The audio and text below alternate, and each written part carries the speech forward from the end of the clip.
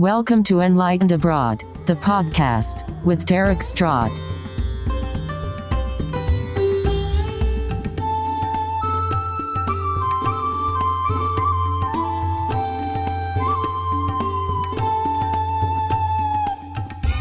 Hi, how you doing? So here we go. This is me filming the intro to the episode. These are super awkward because I'm talking to myself, but they're kind of standard podcast format now, so you have to say a bit about what you're going to hear. I mean, you don't have to, but it's nice. So if you've listened to the intro and the trailer, you get a feeling of what this is going to be about. But this is the first actual interview, and it's with Dave from Ireland. Dave's a friend, and we met in the induction on my current job in the Middle East. And Dave has some really cool stories, and it's always good to kick it off with a guy from Ireland because they just, language is in their soul, and I knew he'd be awesome, and he delivered. And Dave, thanks for doing it with me, man. And all the links to things about TEFL certificates, CELTAs, we have a few book links, and there's a Sheikh Temple and a Nepal trek. All these specific things will make some notes in the show notes at the bottom. So if you're interested in joining up on these adventures, I mean, not with us, but, by yourself and with your friends, then you can find them pretty easily. And if you want to work abroad, look up the TEFL stuff, and I think I'll put some job board links down there for you. So please enjoy this very early episode, and if you can endure the first 10 minutes of a little bit of nervous energy, I think we get really into it around 12-15 minutes, and I think you'll really enjoy this conversation with Dave.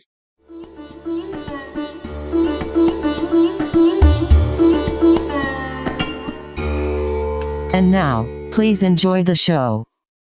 So, you know about the idea of the show? Yeah. And I thought it would be, first of all, thank you for coming on. Yeah, I appreciate it, man. So Traffic was rough. you literally came from where do you live? 10? 10, yeah. 10, 20. We met, we came in together on the induction day almost 2 years ago. Remember? Had great conversations and then never talked again. Yeah, I think that was it. And I was like, I got to get you on for a real conversation. So it's a good excuse for us to chat anyway. Yeah. I don't know if this is going to work, but I think it's kind of funny. I used to work in Irish bars, and the language was hilarious. Okay. So can you translate a couple as a warm-up here? Sure. A couple of Irish words that Americans or others may not understand. What is the Jacks? The Jacks. Oh, yeah. It's a great place. I mean, it's a place where you go for relief from a tough night out, right? Just pop into the Jacks, the toilet, the bathroom, the WC. Okay. So you guys say the Jack. Is that common? Yeah, everyone will know the Jacks. But do you say that? In Ireland, yeah. But here you don't. No one understands. Yeah. Where is he going? To who? Who are the Jacks? Right. So that's pretty hilarious. Confusing for that. That's all I need to know, I guess. Can you give me any more? There's a couple here. The press, wrecked. Wrecked is good. I use that a lot. Yeah? Yeah. Well, I've been wrecked before, after nights out and stuff. It's just, generally, I suppose people say they're wrecked after a long day's work, but, it's sort of changing meaning now. And if you're very, very hungover, you're wrecked as well. And I guess Americans use that too. Yeah. There's one that's not on this list here as I'm scrolling, but one that I always found hilarious. You're man and you're one. You're one. Can you explain those to us? Yeah, I guess it's like, I suppose coming from a teacherly point of view, you're man, you're one. Your one is like WAN, yeah. So it's female. WAN? Yeah, that's how you'd pronounce it, I suppose. You're one. You're like it's the number one, Okay. But it's like pronounced like one. You're one over there. Like it's more Dublin, and it's. Is that Dublin? Yeah. I mean, there's sort of variations of it across the country, I'm sure. But your man, it's just like look at your man. It's on state of him. State of him. Yeah, it's it's a gossipy type of word, I guess. Okay. Yeah, the one part of that phrase that I don't get is the your, the possessive. Oh yeah, Why do they? yeah, man. You're But it's not at all mine. no, And, no. and sometimes you're not even Look at related or even know them. Yeah, I guess it's look at you, man. Like it's like I can't really explain very well. I think it's just it's more just like you're separating it, you know? It's like he's not mine. He's your man. Right? You know? That makes sense. You know, it's like, look at your man. It's like, he's not my man. You know? Yeah. It's like you want to distance yourself from those people, and you're one or you're a man, like, you know. That's probably the best I've ever heard anyone explain it. Right. Thank you. And okay, Glad so to clear things up. yeah, it's really cool. Irish people are generally very good with language. Yes. You know, there's quite a multitude of different accents and different dialects, and you know, tribalism has kind of spurned on quite a lot of variations to, you know, to speak in there. And you know, it's Dublin. I'm from Dublin, and like even south side, north side Dublin speak completely differently. You know, so. You know, I think in America you have a couple of core accents. You know, like the Texan accent might be quite different to a New York accent or a Jersey accent. You know, Yeah. but I think in Ireland you could have probably 10 or 12. You know, big, you know, quite different accent and sort of small variations then within it. You know, That's from the tribalism in the back in the day. I think it's, you know, we have our own Irish sports, like the Irish, you know, Gaelic football and hurling as well, which is played with a stick. I'm not sure if you've ever seen them, but you know, so we have 32 counties, and each county, you know, gets pretty tribal when we're playing Gaelic football. That leads me into my next question. Oh, nice segue. Yeah. Because one of the stereotypes I found when with Irish friends in New York was, "Hey, what county are you from?" But is there something that you traveling abroad, the show is about traveling abroad and expats. So you've been abroad now for a bit. We'll get into that too. Is there something that people assume of you when you say you're Irish that really pisses you off? I think personally, it's like it's not from say Americans or there's nothing that would piss me off from anyone around the world. Okay. Apart from English people. You know, nice. And that's you know, and I think Irish people are not alone in that sensation, you know, that feeling of like like some English people, you know, where, you know, there's a certain class of English people that just think of Irish people as just, you know, this potato famine type of, you know, sort of backward, but it's fading away, but they do it as a joking way, you know.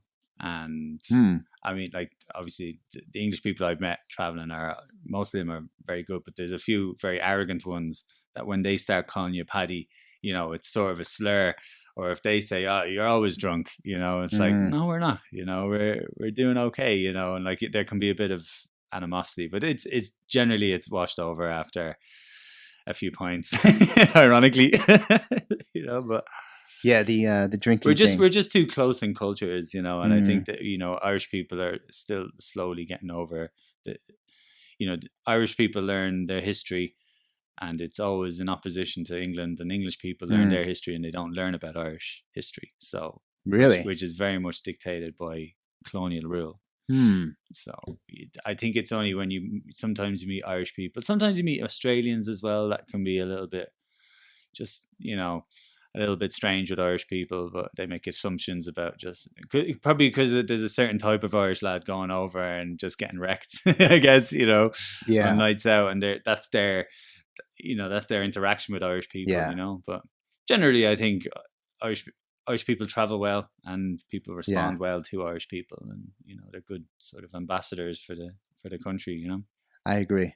Generally, I think the people you meet abroad who left are cooler. Yeah. As a gross generalization, because they got out. They're your people, you know. Like, it's not all of them. Like, sometimes I'll meet people that are a little bit off, and you realize they've left because they weren't accepted in their own place, maybe, you know, and now they're resentful that they can't go back to that place, you know.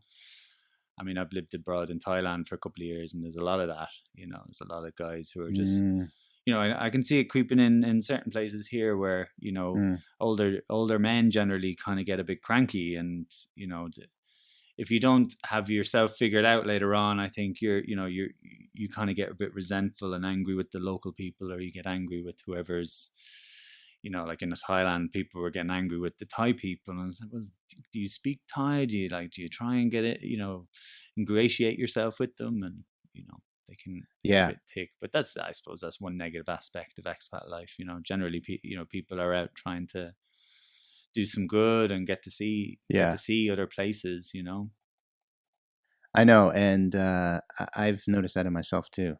Where I start to get pissed off at the culture, and it's like, what are you doing, man? Yeah. So you've been around the world a bit.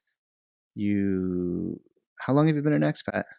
Well, I guess I started traveling when I was by myself, during college, and I did my best to get, during my summers, I would start going. I lived in New York, say, for about 3.5 months with some friends, and nice. And then went to Ghana as well for a little while in one summer, and I kind of got a feel for there's more stuff out there to see. I love Ireland. It's very close to me, but I also love traveling. I also love living in other places and trying to figure out how to get by in different places.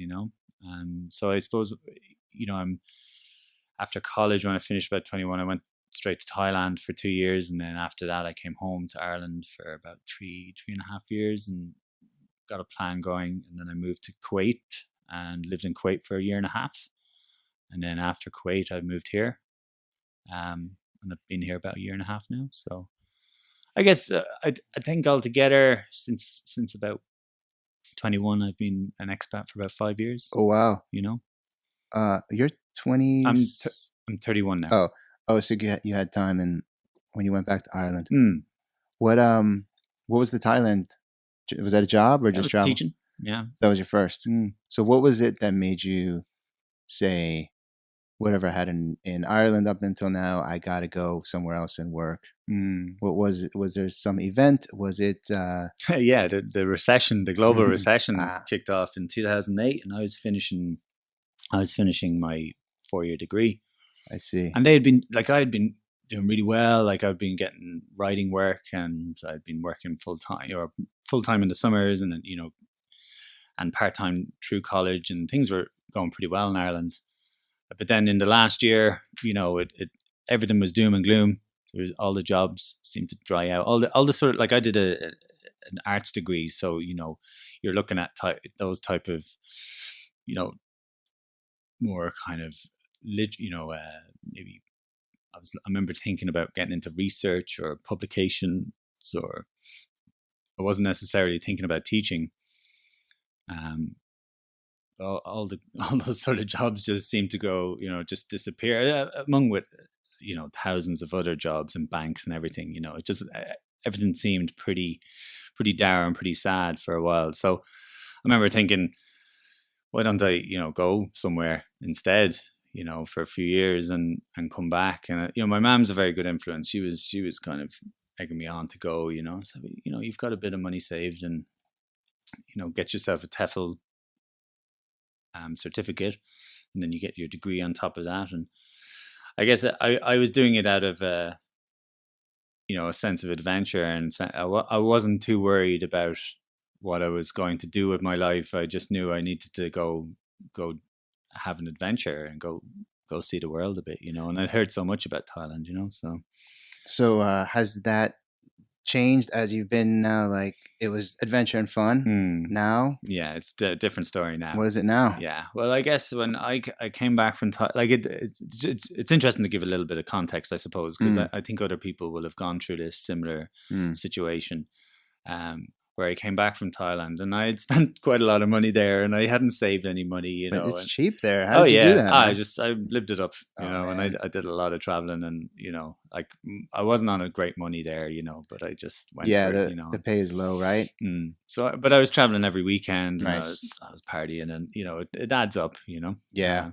But I came back and I got a job in a telemarketing job, and those can be sort of soul destroying after a while. And, then I managed to work through that to get into a better job in Google Maps. A friend of mine was working there, and he was able to get me an interview. And, that was a 2-year contract that you had to finish up and then move on to something else. But it was, it was kind of tough for me to be at a desk doing the same repetitive job for, the guts of 3 years, and including the telemarketing. And I wasn't using my talent, I wasn't using my energy very well. Mm-hmm. I had an incredible social life, I was going out every weekend, and I was, living it up that way. But then I kind of felt like, well, I can't keep doing this, So then, yeah, go ahead. What were you going to say? Then I started to hatch a plan to go abroad. And I had always kind of thought about going back to teaching. And I was like, all right, well, I need to teach, but I also need to make a bit of cash, right. And I want to do a good standard of teaching. So I tried to get a job in Saudi Arabia. And I went back, obviously, to get a CELTA. And, I was doing that part-time, coming to the end of my time in Google Maps. Mm-hmm. And then just while I was waiting for the Saudi job to happen, it would just kept being, the start date just kept being pushed back because I was having issues getting a visa. And then it didn't happen. So I'd been teaching English as a foreign language in Dublin then for about I think like 4 months at this stage. And I once I realized it wasn't going to work out, I managed to get a job in Kuwait, and I was flown to. They flew me to America. They flew me to Texas, this army base, and we did some training there, teaching training, and then they flew us all the way down to Kuwait, and they set us up with accommodation and transportation, and that was exactly what I needed. I was in the Middle East, I had my foot in the door, so to speak, and I was like, okay, it's not the Saudi job, but it's what I need right now. And isn't it? I don't know if you find this, but people are like, man, why don't you just stay here? And I can't find a job that would fly me anywhere in the U.S. as a teacher. Yeah, pay a bonus, pay my housing, setup allowance or whatever, and it kind of, it's enticing because you get a ticket sent to you. And did you experience like that kind of rush of like, yeah? Oh yeah, I mean I felt like I was going on an adventure again, but in a different fashion, I definitely felt like I was maturing or getting older, and I was like, all right, well, you've but the best thing was for my confidence was that I was making a plan, and then it was coming true. Nice.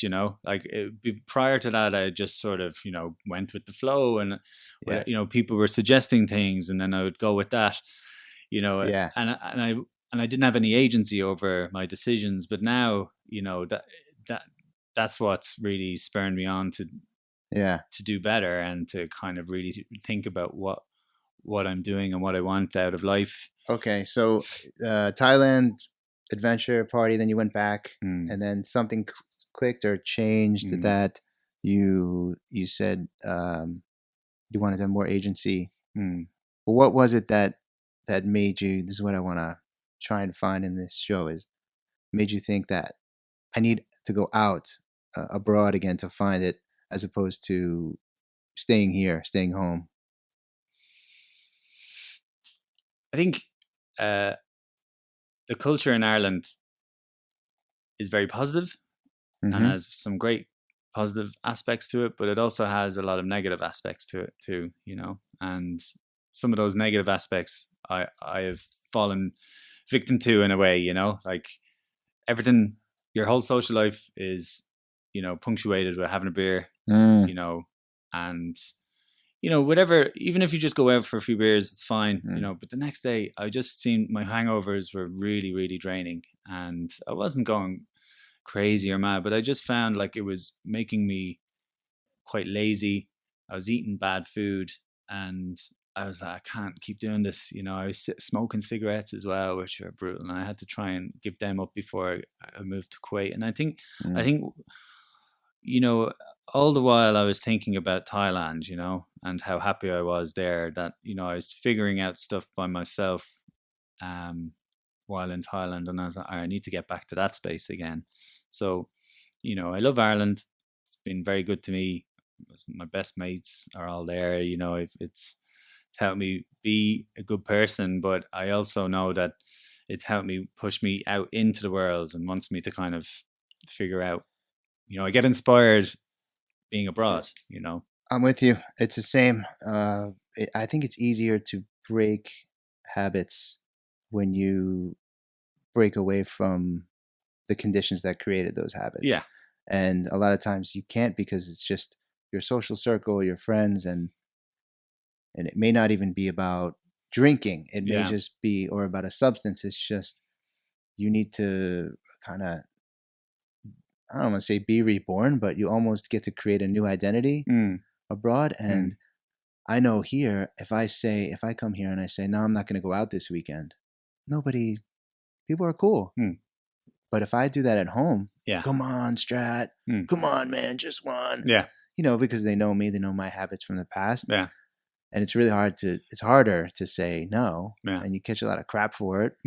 So, yeah, which is unfair, you know. I mean, and I'm sure I've done it to friends as well, because, you know, you've had such a hard week at work, and what you want to do is you want to relax with your friends. But what I like about living here is exactly how you've explained, is, you know, there's no fear of missing out, you know, that, like FOMO. Yeah, there's, you know, you can, why not stay in and read 5 chapters of that book that you paid for, you know? Why not research something just for the sake of it, or, you know, do some sort of mini project for yourself? Why not learn a new, like, meditation state or something, you know, like, or a method? And do you meditate? I do, every day. What do you do? I do 5 minutes breathing in the morning, and then when I come back from work, I do another about 10 to 15 minutes. After work, you need it. Yeah, big time. What do you use? Do you use an app, or? I use just a stopwatch. Oh, you just breathe? Yeah. Did you learn meditation, or you just did it on your own? I think I've Which one? I learned it by, you know, the internet. You know, like I mean, no one told me how to do it, you know, like in person. I never went to a meditation school or anything. Have you tried Sam Harris's new app? I've heard a lot of good things. It's good. Yeah. You can get the app for free, the first 5 meditation lessons. Right. Okay. And he's got about 5 meditation practices. There's 5 days. And he's got like 5 lessons on there, which are really cool. Right. And then you could buy it if you want. I wonder how long they are. Are they like 20 minutes, 30 minutes? Or? They're 10. 10 minutes? Yeah, It's very basic beginner stuff, but also for experienced meditators. I liked it because I also meditate every day, but my practice was getting weird, and it just reset me. It's pretty cool. I mean, I think a good thing is to keep it fresh for yourself, variety, you know, learn, you know, listen to other, you know, meditation masters, as it were, or other teachers. And well, there's also the thing that I struggle with, is the consistency of it. The part of switching it up is also, for me anyway, was stay with what you're doing, because when it gets uncomfortable and boring, then that's where the work really is. So for me, it was about just staying same. Yeah. That's hard. But did you find meditation after moving abroad? I think I've done bits and pieces of it when I moved abroad. Yeah. I think when I started in Thailand, because, you know, I had a girlfriend at the time who meditated, and, you know, her family were, you know, pretty great at it, you know, so they give me tips and stuff. So Thai girlfriend? Mm-hmm. Did you learn Thai? Enough to get by, I guess. Enough to fight? Yeah, enough to fight and argue. No. Yeah. How was that relationship? How long was it? Yeah, that was about a year. That was great. Wow. Yeah. And was that in the north? That was in Bangkok. Okay. And yeah, because there's some cool meditation spots up north. The meditation was, that was up sort of halfway, I guess, up. I don't know if you know Lopburi area, or anywhere in it's 4 Golden hours. Triangle?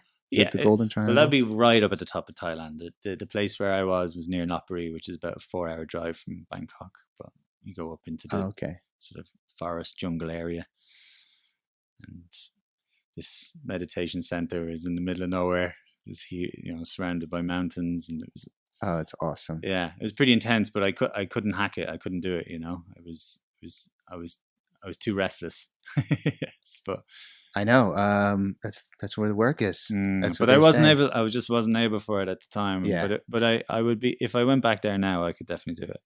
But at the time, it just there was one night or one morning we woke up at 2:30 to do a meditation, and there was insects everywhere, like just all sorts of different type of insects, and they were eating each other, and they were falling on top of you, and there was insects I never even knew existed. It was, and we're all trying.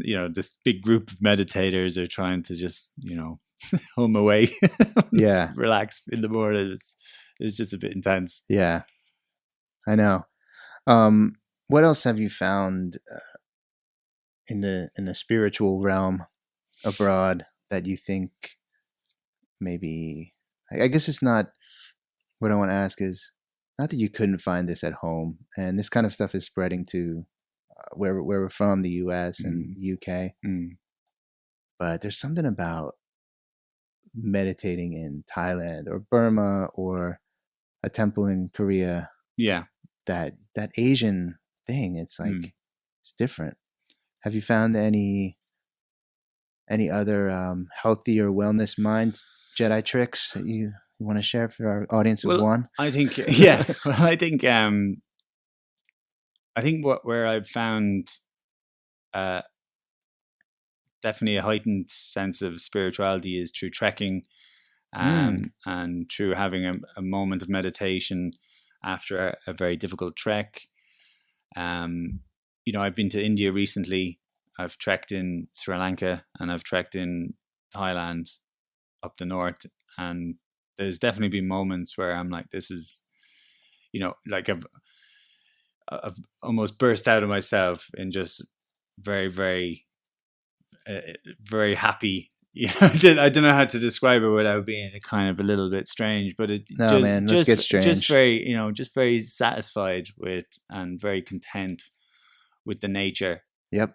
Of life, and I've worked hard, the struggle, the pain to get up to a mountain top, and then to have a cloud just sweep by you, and to feel the vapor in the cloud. There's, you're being rewarded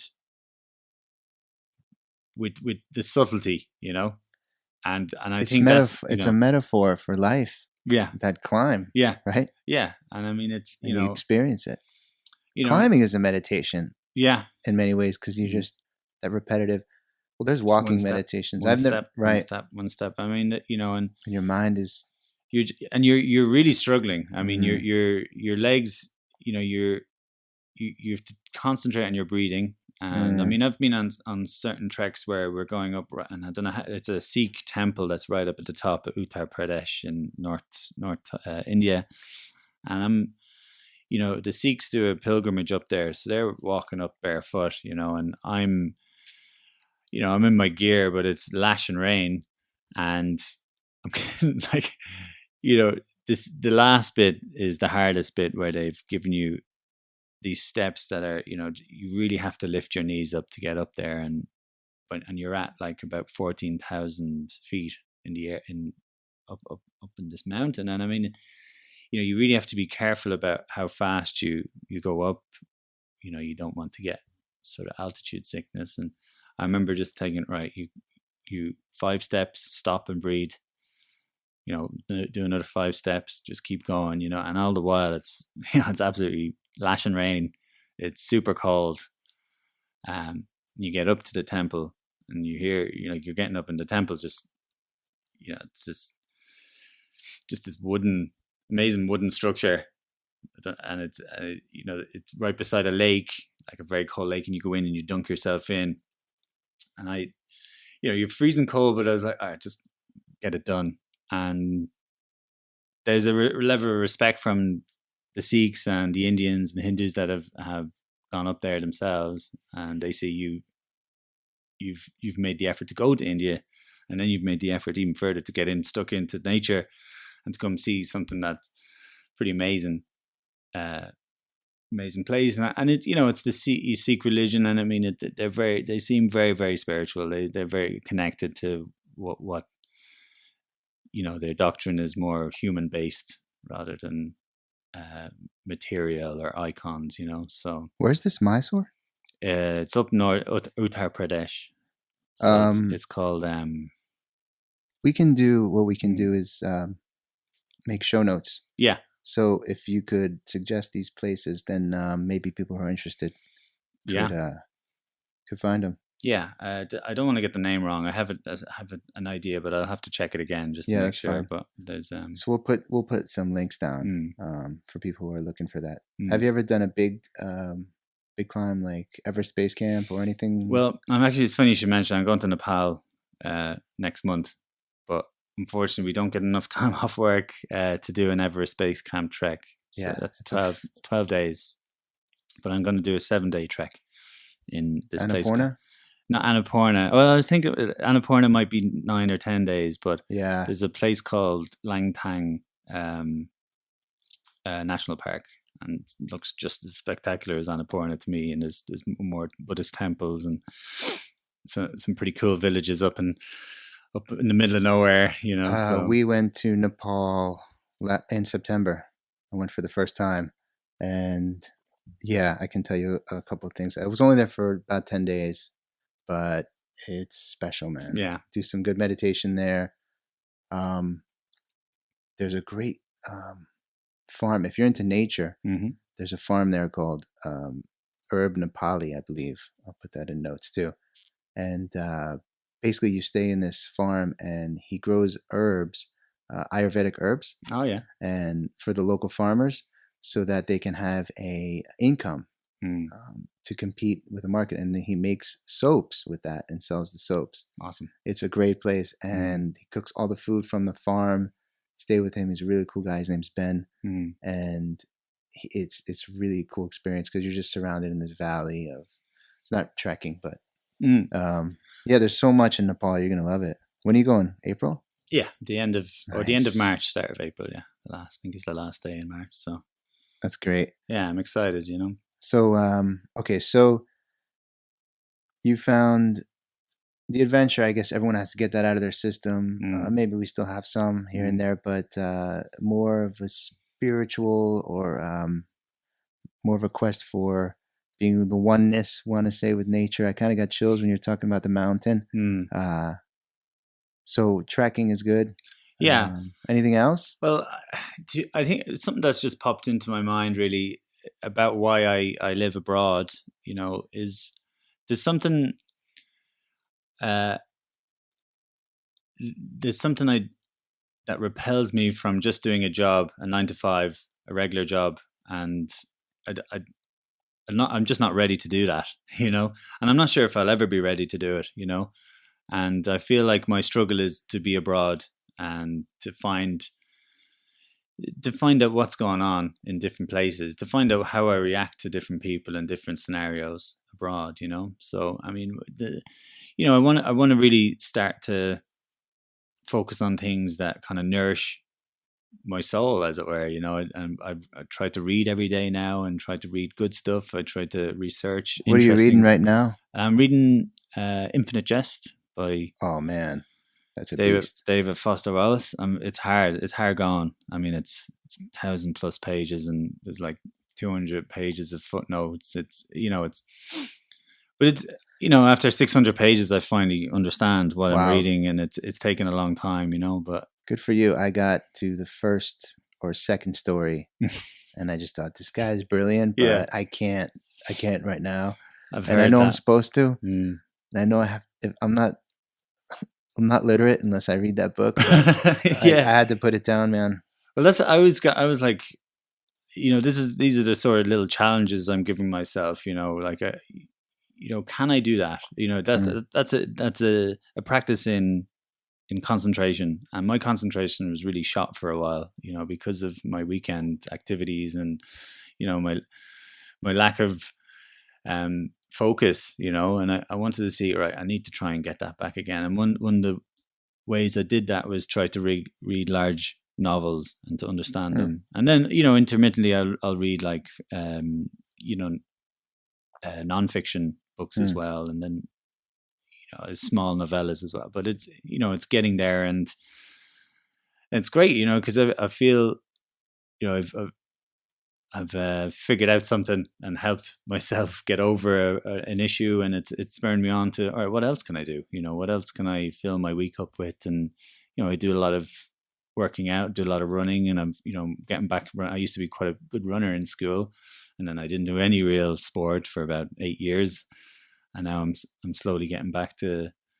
you know, being able to do long distances again. You know, and it's you know, feeds into my confidence. You know, and it's like, yeah, I kind of sold myself that you're done now, and now you're just going to live this sort of humdrum, unfocused life. But one thing that happens when you move abroad is it's just you know, it's you against yourself, and you need to really adapt and get better. I like that. You have to do what you got to do. So, do you think you've alluded to a couple of things, and you don't have to share anything, but do you think that it was just alcohol that was the issue for you, or? I think And do you still drink now? I do drink a little bit, but no, when I went to Kuwait, I stopped drinking for a year. That helps, and that was pretty great, you know. And then you know, I've done it while living here. I've stopped taking, you know, I've stopped,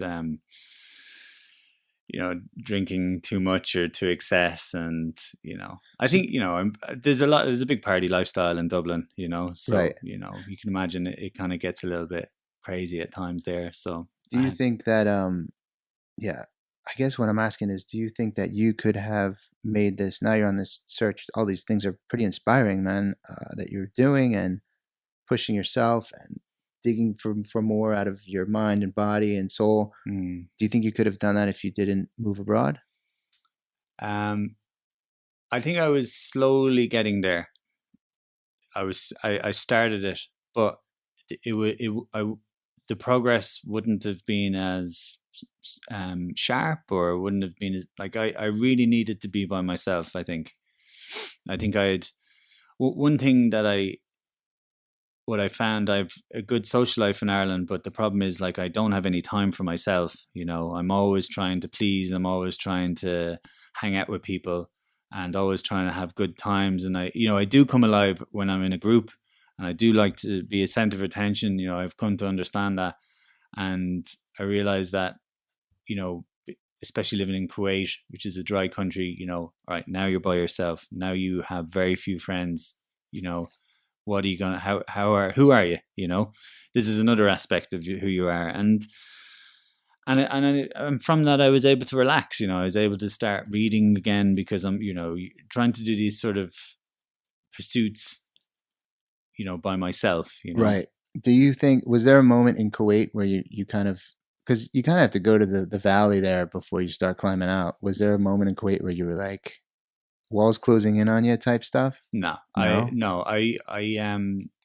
was probably there's probably one time in Dublin, you know, where I had a pretty awful panic attack in a taxi on my way to the hospital, and I thought, you know, that was it. You know, were you going to the hospital for that? I was going to the hospital because I'd woke up with this severe hangover, because it was 12 pubs at Christmas, you know. And I managed to do 14 because I'm deadly, you know. And you know, I'm like, I'm just that good. But I felt I remember the whole night. I had a great time, you know. And then that's the thing. Like, it's, you know, that culture is, not to cut you off, but it's the same in the US. The more you can go, the more shots you can do. Yeah. The cooler you are, the tougher you are. Last man standing stuff. Yeah. And it's like, what's the point? Yeah. For what? The next morning I was like, I woke up going, oh, this is not good. You know. So you had a bit of a tremor, and then the TTs. I just didn't know what was going on, you know. And it was but it was the best thing to happen to me. Yeah. You know, it was very much needed. And I remember the doctor. He was young. He was, if not the same age, he was younger than me. And he, you know, I was explaining to him my lifestyle, and he's like, yeah, you're gonna gonna have to probably chill out a little bit. Like not like don't, just take it handy. So would you say that's like an enlightenment moment? Yeah, that it was a very clear message to myself from wherever, maybe from myself, and from then I definitely made an effort. It wasn't like change overnight. It was as like just there in the back, Is that where the plan started? That's awesome, man. Yeah. Thank you for sharing that. That's cool. I had a similar experience in New York where it was someone, I was working in a bar and someone was asking me to cover a shift. I was working 3 jobs just to make it happen. Right. It's expensive and never had time for myself. And I felt if I don't cover this shift, then I could lose favor in this job. And then it was so much pressure. And I just collapsed on the couch and just turned off the lights. And I was like, I just can't. And it was a bit of like I shut down. Yeah. And it was so hard for me to just tell this girl, no, I can't cover. But and I was like shaking on the couch. My girlfriend at the time was like, what's wrong? I'm like, I just can't. It was a bit of a panic attack, I guess, or something. And then I thought I have to do something, but it was so hard to change there. So I just, like you said, go out, be alone on your own and try another country. I don't know. Do you think we're running or do you think we're... I mean, I never think that way because, I heard a great quote in a movie once. It was like, you can go anywhere in the world, but you bring yourself with you. That's great. And I've heard that. That's sort of how I feel. Like, I don't try and reinvent myself, like, which is easy to do, but I generally am like, if I make good friends abroad, like friends are chapters in the book, I guess, and you might not see that some of them, and you'll make very strong friendships in a very short space of time, and then you might not see them again ever. So true. you can make really good connections, kind of almost confessional, or almost like a moment of truth where you say, this is what I was going through in Ireland, or this is why I'm abroad, and then you move on, and then you push yourself into a new stage. And I don't think I'm running away. I think I'm there were certain things I didn't want to deal with anymore, and I had dealt with them as best I could. I had coped with them, not just my own things, but maybe things in the family or friends. And amazingly, I realized when I went away, those issues sorted themselves out. Really? I didn't need to be there. I did my job. I see what you mean. I didn't need to continue, the world spins without you turning it. Exactly. Exactly. Yeah. And, but there's a few people who are like, you shouldn't go to the Middle East. Why are you going to the Middle East for? I'm like, they didn't figure. And now their tune has changed when they see what I'm like now, like what sort of person I am. It's never about what I have or what they don't care what I'm doing, or what sort of cash I'm on or anything. They just get a feel for me when they see me, and they, no, whatever you're doing, it's making you happier or more relaxed and content, I guess, But I remember when I met you, you came and I was like, oh, this guy's on to something, because you were very focused. Oh yeah. And you were very, I remember you said, no, I'm not going to go out. We could do coffee or something. And I thought, oh, this guy knows what he's doing, because we came in with a bunch of guys straight out of uni, and it was like, oh man, I don't know what I'd do if I came straight from uni here. I'd lose my mind. Yeah, same. But you were different, and then Tom also was sort of, I could tell this guy's a seasoned expat, and so I was like, I want to do what you're doing, in a way. I didn't quite for the first 6 months, but that's all right. Yeah, we go through cycles. Do you think the relationship thing is interesting, because you meet cool people like you, and I was like, you may go to India, I may go somewhere else, but you do form this sort of bond faster, I think, abroad. Yeah. And on the flip side of that, there's this disposability of relationships that I've found is something that I struggled with. Do you experience that? In other words, like, whether it's love relationship or just friendship, where I don't have to be accountable. I can just screw off, and doesn't matter because this guy's going anyway. Have you dealt with that, or like any tips for that? Yeah, well, maybe not so much now in this environment, in this country, because I'd like to stay here for a few years, you know. And it's important to have, you don't need to have millions of friends, but you should have, you know, a couple of people that you can call for a cup of coffee, to say, I've just had a bit of a bad week, or, you know, someone that or even just someone to you know, to share good news with as well is important, you know. In Thailand, it was different. I mean, you know, it was very sharp. The you know, people were there for six months and then they were gone. So, you know, it was definitely, you felt disposed of, or you were disposing of people, you know, or their friendships. But here, I've tried my best to, like, you know, nurture friendships, and, you know, not be too overly enthusiastic to tell them everything, but, like, you know, get a feel for the right people to hang around with or to go out with, you know. I'm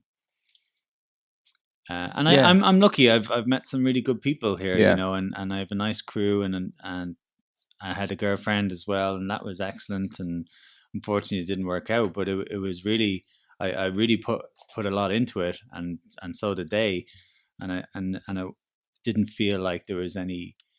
There was always the possibility of it going on and going further, you know. It wasn't that, oh, we might end here, you know. It's like we might be able to continue life together, you know. But and when you said they, was one, not more than one. Sorry, yes, of course, okay. Yeah. Is that another Irish female thing? Yeah. It's like, wow. Yeah, the relationships are hard, man. Tell me, if there's someone sitting at home, maybe the focus of this is to explore people like yourself who have found healthy, enlightening things abroad, through abroad. And maybe it started, like you said, in Ireland, in that moment in the taxi, but you knew that you needed to go, whatever it was, and search and dig, and you're doing that, which is awesome. But there may be some person who's stuck and just doesn't know how. A lot of times I listen to podcasts of people who are super successful, and it almost demotivates me because it just seems so unreachable. But say someone is sitting in a, I don't know, Google Maps job in Ireland, something similar, and they hear this and then they say, man, I want to do that, but I don't know how to start. Like, what would you say? What's the first step? Like, how do you begin to start this expat lifestyle abroad? What would you do? Well, I mean, I think the first thing I did was realize, all right, where do I want to go? And I said Saudi Arabia. And then I checked out what jobs required, you know, what were the specs. And I just didn't have what they wanted, you know. What, you mean degrees? I had the degree, but I didn't have the experience, and I needed maybe a diploma. So I went about working to get that, you know. I got the money so I could do the diploma, and then after that, you know, I got chatting to people who were in Saudi Arabia, and then, you know, I made an effort to get my CV updated, and to get, to make sure I was in employment doing the job that I wanted, you know. I had to take a chance to take a pay grade, pay loss, but it was all in the effort of getting to know people in the right industry to get to the goal, you know. Right. And unfortunately, it didn't quite work out, the Saudi job. But what happened then was, almost immediately after that failure, I got the job in Kuwait, you know. So, from Kuwait, then, things get better, and then I land this job, which is, I couldn't have imagined having this job as that guy in Google Maps, you know. So yeah. I would say, don't think about like 5 or 6 years down the line. Think about the next 6 months and a year. Yeah. And figure out your goal to get that done, and have manageable goals. Do you write down goals? Sometimes, yeah. I did like a writing exercise once. You said before you were doing writing. Are you a writer? I used to write. Like what kind? Well, short stories generally, and a lot of poetry, like good, like fun poetry. You know, Are you not, still doing that here? not as much. No, I'm starting to get back into it. Do you want to? Yeah, I think I should start getting better at it. You know, That's the thing, man. We have time here. We have the means. That's why I'm doing this. I was an actor, and I love, producing things and performing. And all I need is a mic. I mean, a mic and a person. So yeah, you should keep doing that. Yeah. Well, I'm enjoying, like, it's the free time has been great, and I'm starting to, get involved with other endeavors. I used to do comedy, and I used to have to write jokes, and that was a real kind of, it was a good exercise in trying to, put my thoughts into paper, and then try and make people laugh on stage. So those sort of things have helped me try and become a better teacher. And did you see Chappelle when he was here? Yeah, I didn't actually. No, I missed man. him that day, and I should have gone down. But he was hilarious. Did you go? Yeah, awesome. He was hilarious, and it was funny because he said he was tentative on stage. And he said, what can I say here? What can I say here? Yeah. And at one point he's like, oh, fuck it. Let's just go for it. Yeah. And then it was hilarious. Yeah. Yeah. Are there any venues like that here? There's one. Yeah. Comedy? The English Bar does. Oh, do they? Yeah. Have you ever done it? No. I'm really thinking people keep asking me to do it as well, but I'd be scared to say something wrong, or just, you can get, sometimes when things are going well on stage, you can be saying things that you're not quite aware that you're saying, and I wouldn't want to offend someone, without realizing it, but that's the thing. Living here, we have to be cautious of what we say, and there's a bit of fear around that, and we have to respect the culture that we're in, as in all places. So I can understand that. So let's do a little do you picture yourself going back to Ireland at some point and settling down? Not for a while. Okay. Do you see that as the ultimate thing, or are you just not thinking? I would be happy to settle somewhere else, Okay. Ireland is great, I keep saying that as, like, I'm ragging on it, but, like, I don't, you're very privileged when you come from a place like Ireland. Right. It's a good passport, it's a good education. It's, you kind of, it definitely makes you adaptable to the modern world. And I mean, in terms of what type of personalities come out of Ireland, what type of worldviews, and on top of that, like the standard of education that lets you be, you can adapt to different cultures and different industries as well, and not just get by, but really flourish abroad, Right. But Ireland has always had that expat mentality, it's always been people leaving and coming back, That's true. So what about family? Do they give you slack for it? Do they say, come on home? How's that? I'm very close with my parents, and my father would say, no, stay out there. Really? He was a big advocate of me going to the Middle East as well. And my mother, not so much, but she's definitely she's like, no, stay for at least 5 years, get your plan down, get an idea, That's amazing support, man. Yeah. I think it's because they hear my voice on the phone when I call home, and like, yeah, you can just hear how much happier you are, Yeah. So, and you look good when I come back. They're like, yeah, you look healthy, man. Dude, I always get in better shape when I'm abroad. Yeah. My friends are like, what are you doing? Like, well, I'm not eating crap American food and boozing every night. Yeah. I'm like, relaxing a little bit and treating myself it's stress. Better. Yeah. There's less stress. And it looks different on you when you're not stressed. Yeah.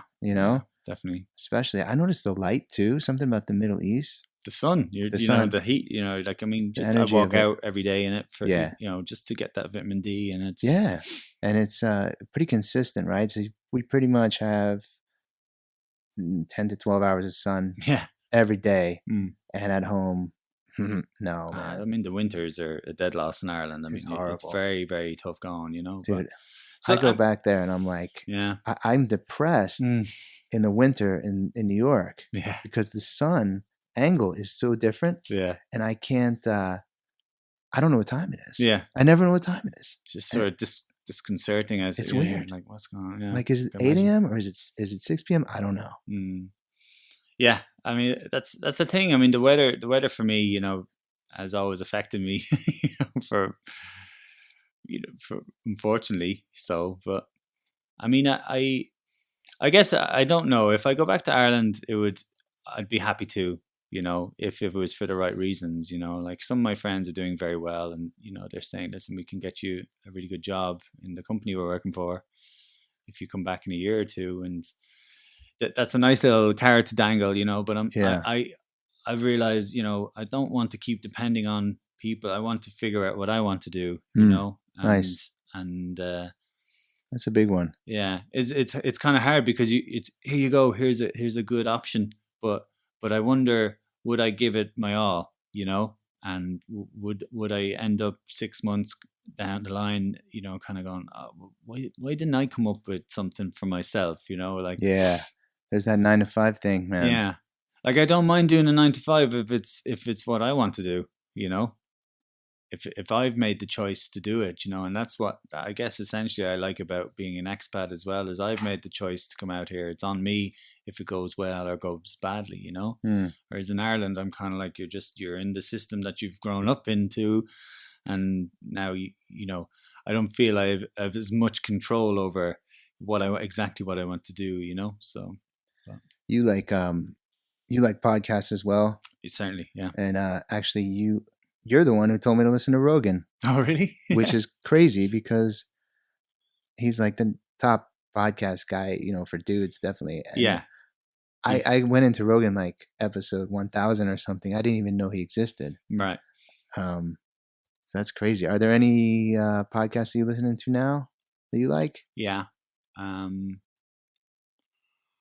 guess YouTube keeps recommending Joe Rogan, so it's kind of flooded on him. But there's a lot of comedy podcasts I listen to, like Theo Von is really good. Theo Von.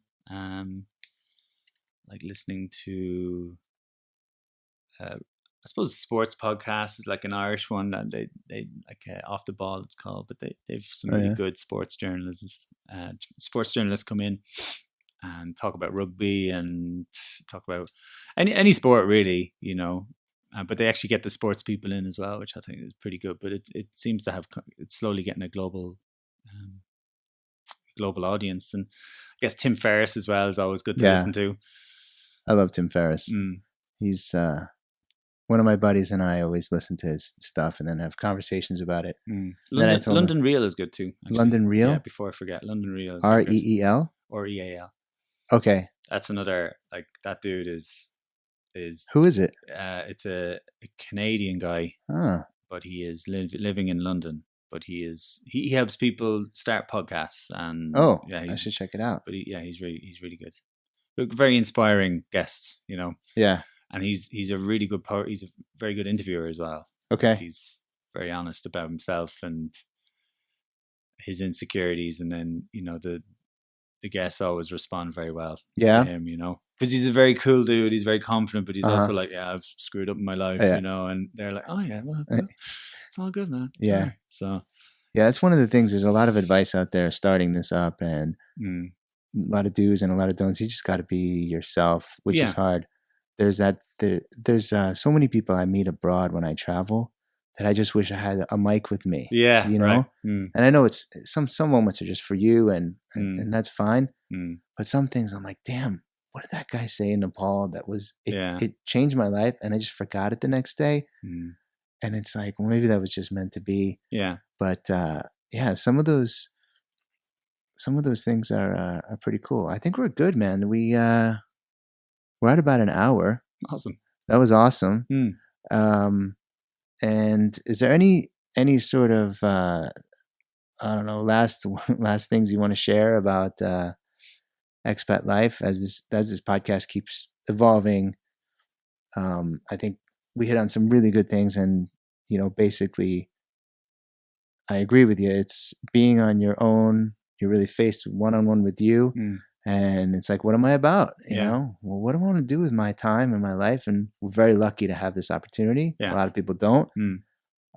So to make the most of it and to share these tips are really cool. So reading is big for you, trekking, and travel. Next one is Nepal. Yeah. I mean, you know, you got to take advantage of what that life offers you, you know, like it's sort of the opposite of staying in one place, right? So you if you get out there, you know, you can meet people from around the world, you know, which, you know, it should inspire you to kind of enjoy that. You know, you're not just speaking to English people all the time or Americans, you know, you're in with the locals, you're in with other expats, you know. Like one thing I don't like is when people complain a lot, you know, about being an expat, and they're looking for something to give out about, and I don't really give them any time, you know. I'm like, come on, you know, just you should enjoy the privilege that you've been able to go somewhere, you know. Like, there's how many people trying to get into other countries illegally, or, you know, like trying to get in out of desperate situations, and you know, you've been able to get a legal visa into a different world, you know. So the Sam Harris app that I was telling you about has a 3-minute lesson on gratitude. Really? And he was saying just that. He said there are 1 billion people in the world right now who would consider your situation to be their saving grace. Yeah. To be able to sit here in a room and talk on a microphone. Yeah. 1 billion people any given day, you know, so sitting in traffic or, oh, this job is crap and they're treating me like this.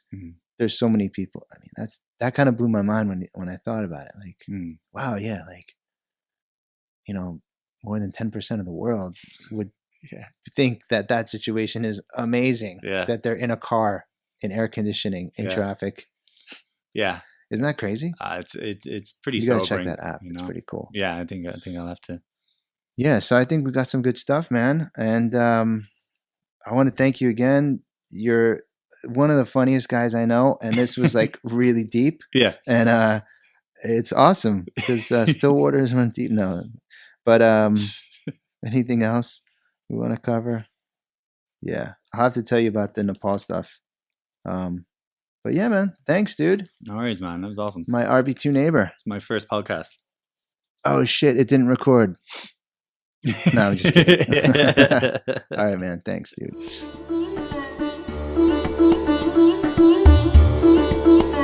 Thank you for listening to Enlightened Abroad.